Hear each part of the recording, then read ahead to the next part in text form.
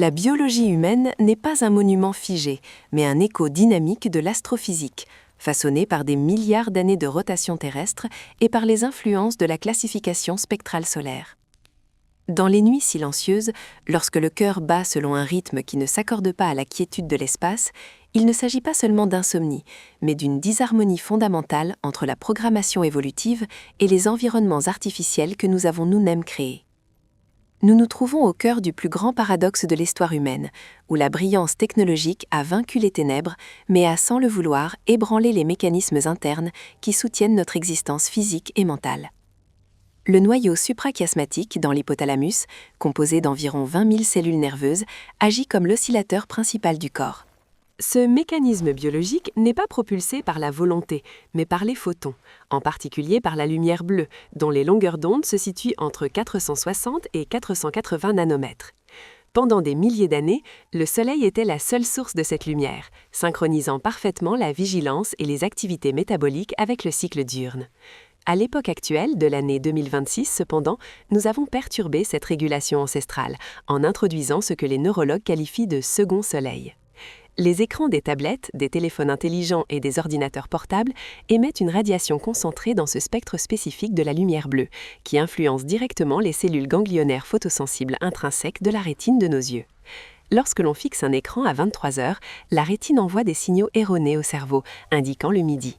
Le noyau suprachiasmatique réagit instantanément en arrêtant la production de l'hormone mélatonine, essentielle pour la réparation cellulaire et le processus d'endormissement, et en libérant à la place du cortisol et de l'adrénaline.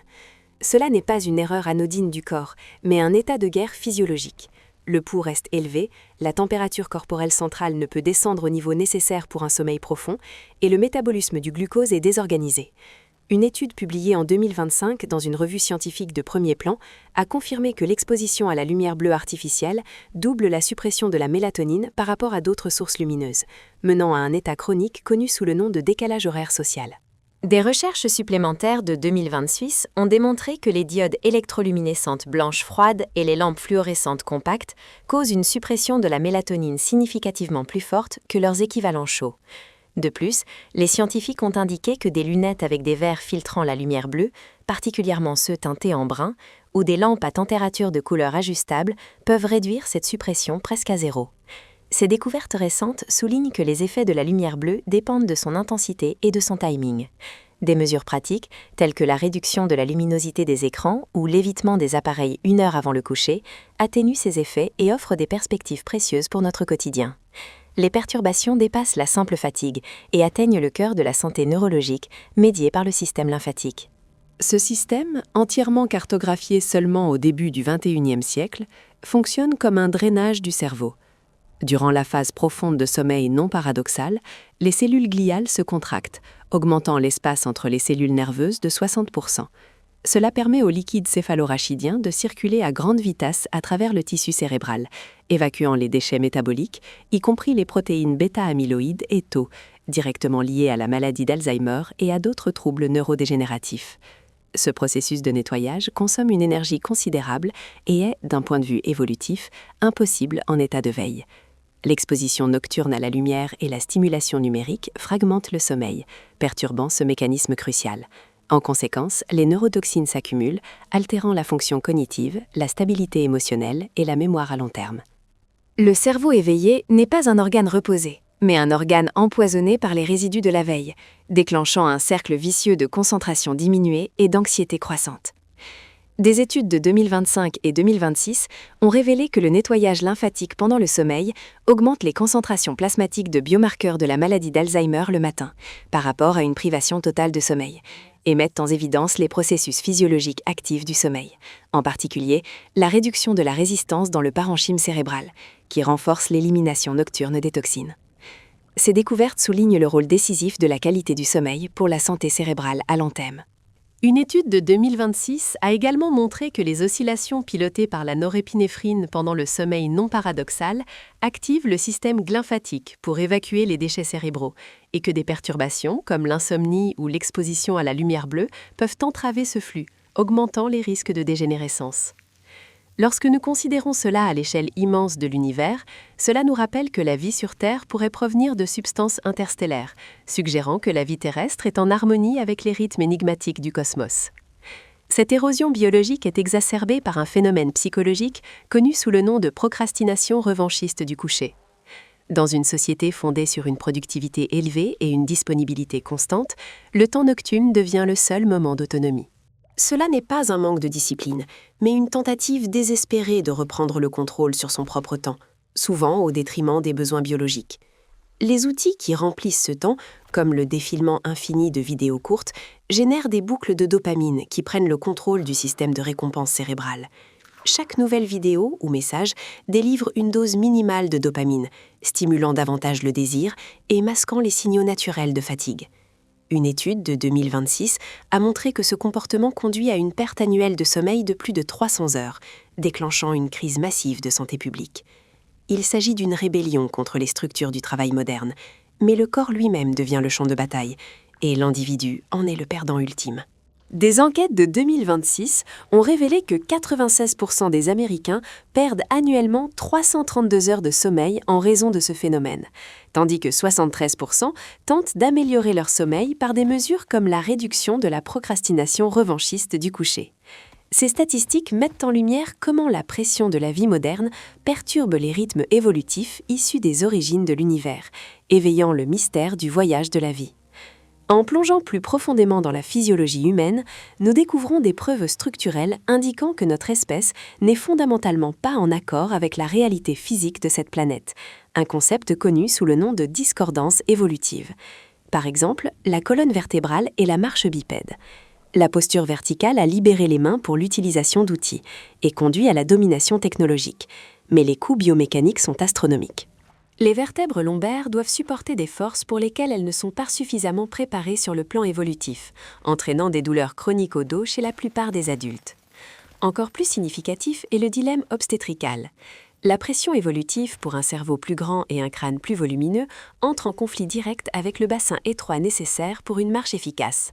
Cela rend la naissance humaine l'un des processus les plus dangereux et douloureux du règne animal. Sans intervention médicale, la mortalité materno-infantile était historiquement extrêmement élevée. Des études génétiques de 2025 ont identifié 180 loci génomiques associés à la forme du bassin, suggérant que ce compromis est encore sous une pression sélective active mais incomplète.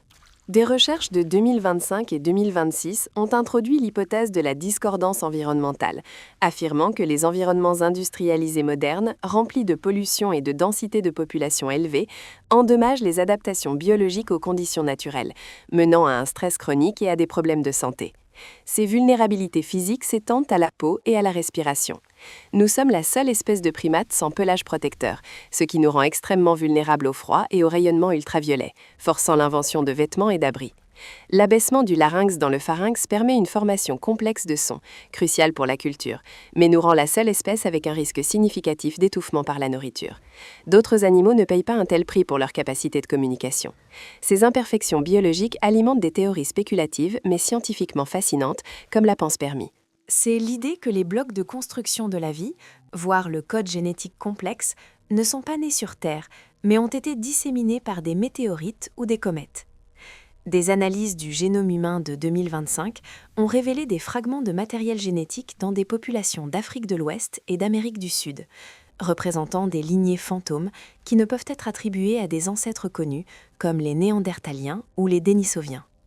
Cela suggère que les origines de notre espèce sont bien plus complexes et peut-être plus énigmatiques, incluant des mélanges hominidés non reconnus ou des origines encore incomprises. Des découvertes de 2025, comme des acides aminés et des bases nucléotidiques dans des échantillons de l'astéroïde Bennu, renforcent la théorie de la panspermie et montrent que les composants de la vie se sont formés dans des environnements spatiaux profonds.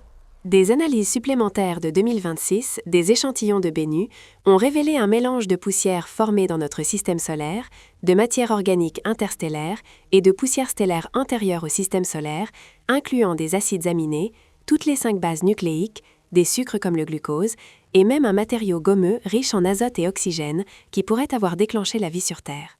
Ces trouvailles soulignent l'immensité de l'univers et l'origine cosmique potentielle de la vie, éveillant la possibilité mystique que notre existence soit le produit d'un voyage de substances stellaires. L'influence de la technologie sur notre cognition dépasse la simple distraction et représente un processus de rétrécissement neurologique. De même que les muscles s'atrophient en l'absence de résistance physique, le cerveau dégénère en l'absence de charge cognitive. Lorsque nous déléguons la navigation au système de positionnement global, l'hippocampe, responsable de l'orientation spatiale et de la mémoire, se réduit. La délégation des connaissances factuelles aux moteurs de recherche affaiblit les réseaux neuronaux nécessaires à l'analyse profonde et à la synthèse d'informations. Nous nous transformons d'acteurs pensants en processeurs passifs d'informations. Les notifications constantes et la stimulation numérique maintiennent un état d'attention partielle continue, perdant la concentration profonde requise pour la résolution de problèmes complexes et la créativité. La terre autrefois fertile de l'imagination humaine, marquée par le silence et l'ennui, est remplacée par le bruit des données triviales. Une méta-analyse de 2026 a montré que l'utilisation de la technologie numérique chez les personnes de plus de 50 ans réduit le risque d'altération cognitive, mais avertit contre une délégation excessive, comme la navigation, qui pourrait endommager l'hippocampe. Ces insights révèlent que la technologie renforce la cognition, tandis qu'une dépendance excessive affaiblit les adaptations évolutives issues des origines de l'univers, et nous invite à reconsidérer le voyage mystique de la vie.